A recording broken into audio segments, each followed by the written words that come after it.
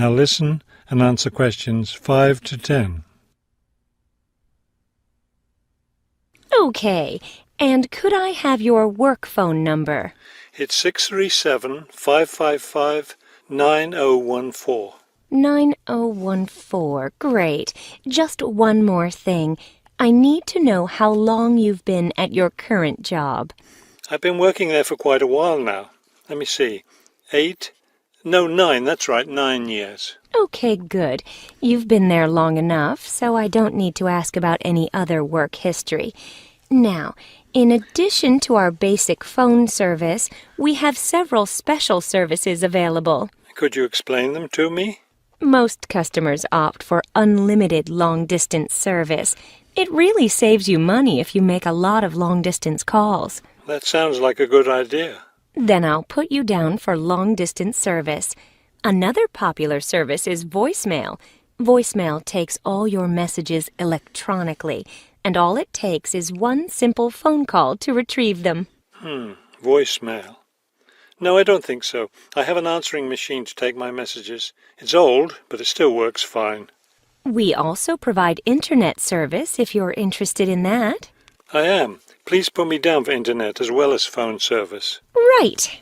Okay, I think we're almost finished. I just need to schedule a time for the technician to go to your apartment and do the installation. Let me see. What about next Tuesday? Would that work for you? No, not Tuesday. I'll be at a conference all day. Wednesday would work, though. I'm afraid I won't have any technicians in your area on Wednesday. I could send someone on Friday. That would be fine. What time of day works best for you, morning or afternoon? Morning would be best. All right then, it's on the schedule. Do you have any questions? No, I don't think so. Thank you for calling Clearpoint. That is the end of section 1. You now have half a minute to check your answers.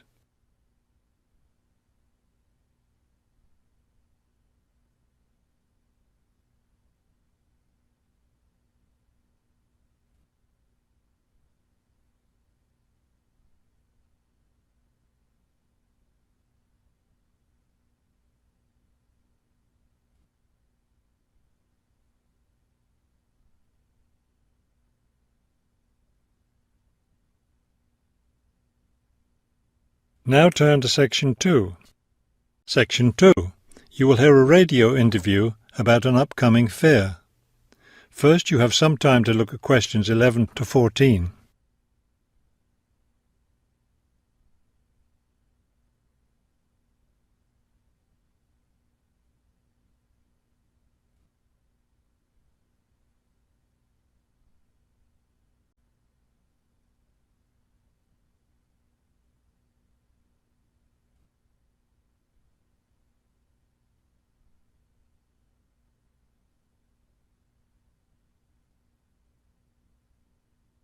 As you listen to the first part of the talk, answer questions 11 to 14. Good afternoon and welcome to City Hour, the radio show that brings you all the latest information about events in and around our city. Today we have with us Cynthia Smith, who is heading up this year's City Fair. Cynthia, would you start by giving us some of the basic information about the fair? Where will it take place this year? I'm glad you asked that question because I know most people will be expecting the fair to be at the fairgrounds as usual, but we've had to change the location this year due to some construction work. You know, they're building the new high school in that neighbourhood and they've been using the fairgrounds as a place to store construction materials. So we've moved the fair to City Park, which I think is a wonderful location. Yes, that will be a great place for the fair. I understand that the fair begins on Friday morning with a special opening event. Actually, it won't begin until that evening, but you're right about the special event. Traditionally, we've begun with a parade, but this year our opening event will be a special dance performance. And the most exciting part is that the mayor will be one of the dancers. The mayor is a woman of many talents. Cynthia, could you tell our listeners about the price of admission? What will it cost to attend the fair? We're trying to keep the price down as much as possible. A 3-day pass is just $25. Or you can buy a Saturday or Sunday only pass for $15. The opening event on Friday, the dance performance, doesn't cost anything to attend, and we're hoping a lot of people will come to watch that. Before you hear the rest of the talk, you have some time to look at questions 15 to 20.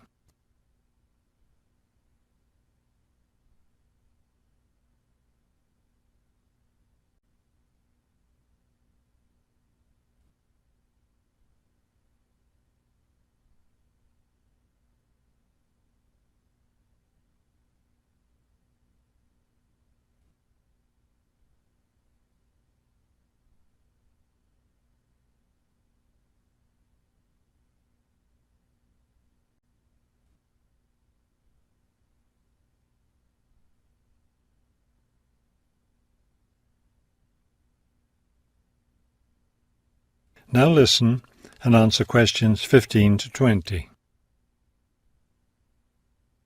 Could you tell us about some of the events planned for Saturday and Sunday, the main days of the fair? We have a lot of exciting things planned.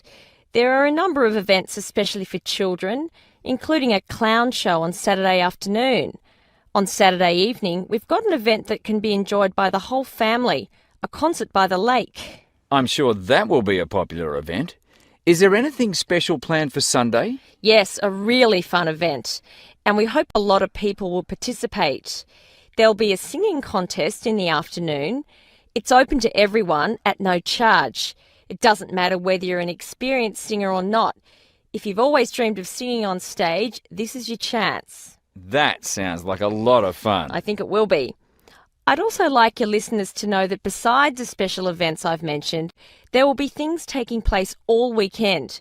For example, at the food court, international food will be served. You'll be able to sample dishes from all around the world. There will also be special games for children at different locations around the fair. Will there be things people can buy, souvenirs, anything like that? We have a large area set aside where there'll be crafts for sale. This will be an opportunity to buy many lovely handmade things and to get to know some of our local artists and craftspeople as well. It sounds like there will be a lot of fun for everyone at this year's fair. Thank you for sharing the information with us, Cynthia. Thank you for inviting me. That is the end of section 2. You now have half a minute to check your answers.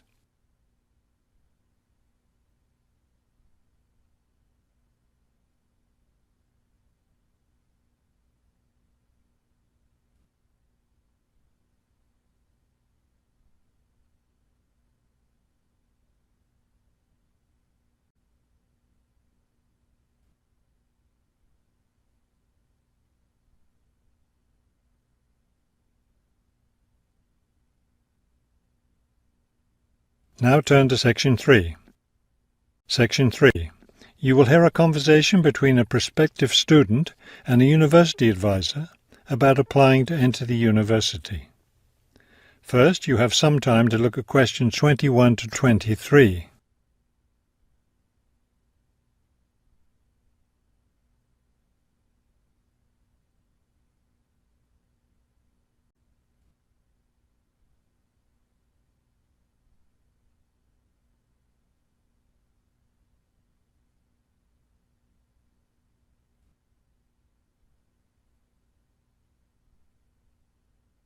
As you listen to the first part of the conversation, answer questions 21 to 23.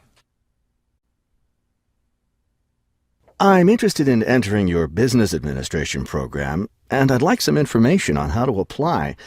I'm a little concerned because I've been out of school for a number of years. That could actually work to your advantage. It's possible to get academic credit for work experience if that experience is related to courses in our program. I've been working in business for several years. How would I get academic credit for that? First, you'll need to read the university catalogue to see if any of the course descriptions match your specific job experience. For example, if you've worked in accounting, you may be able to get credit for an accounting course. So then what would I do? You would write a summary of your work experience, relating it to specific courses we offer. Submit that to the admissions office with a letter from your work supervisor confirming your experience. Before you hear the rest of the conversation, you have some time to look at questions 24 to 30.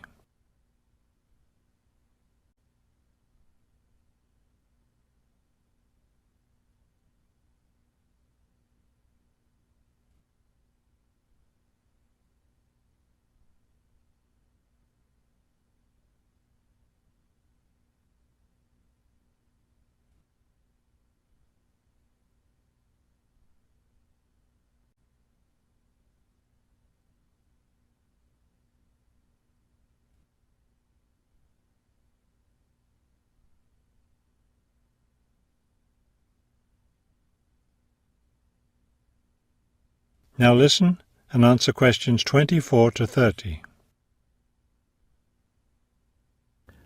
Would I submit those things at the same time that I apply for admission? That would be the best idea. Have you looked at our course catalogue yet? No, not yet. I guess I should do that soon. Just go to the university website and you'll find it there. Okay. Can you tell me how the admissions process works? Well, first you'll need to fill out an admissions form and submit it. That's on the website as well. Of course, you'll need to make sure you meet all the admissions requirements. How can I know what those are?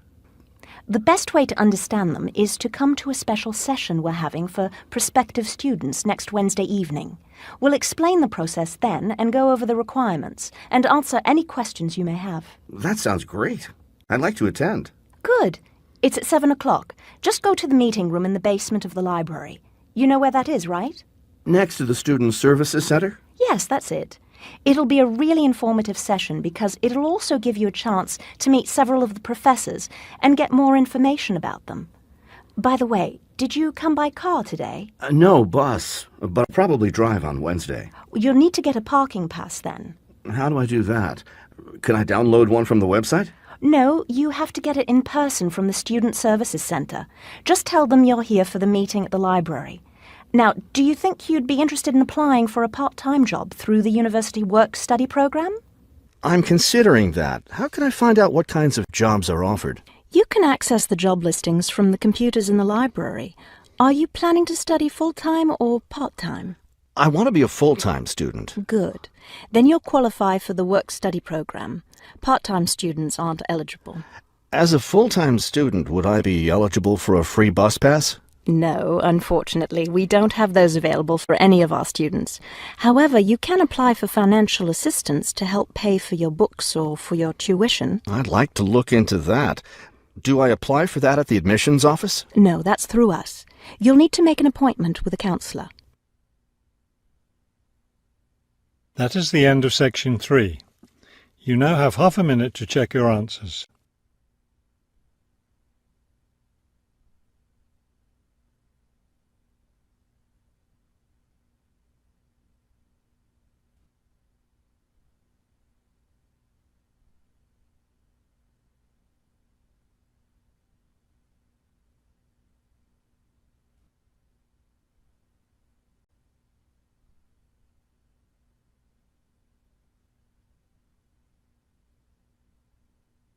Now turn to Section 4. Section 4. You will hear a lecture about the black bear.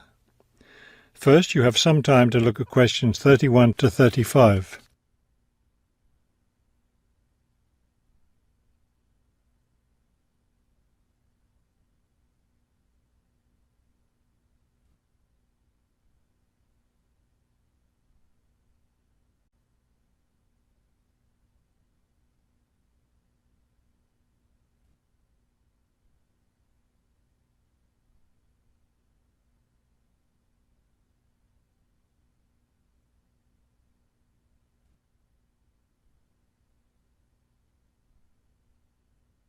Now listen carefully and answer questions 31 to 35.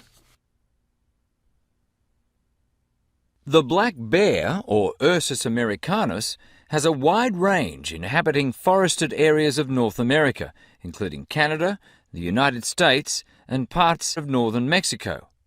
Black bears are omnivores, getting their nutrition from a wide variety of plants and animals.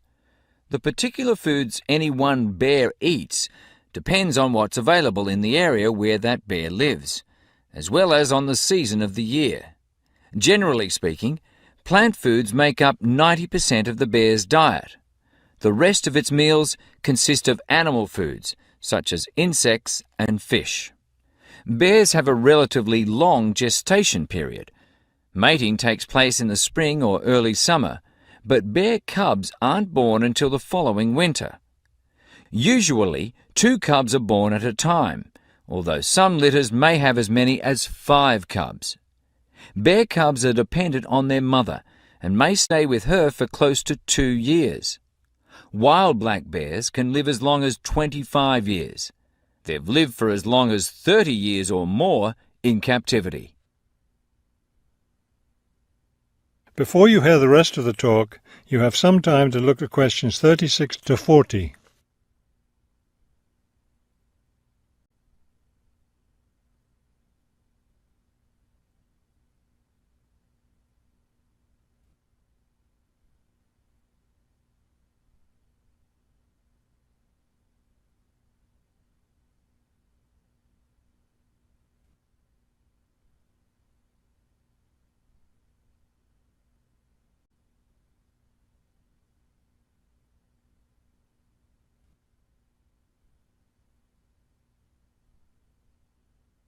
Now listen carefully and answer questions 36 to 40.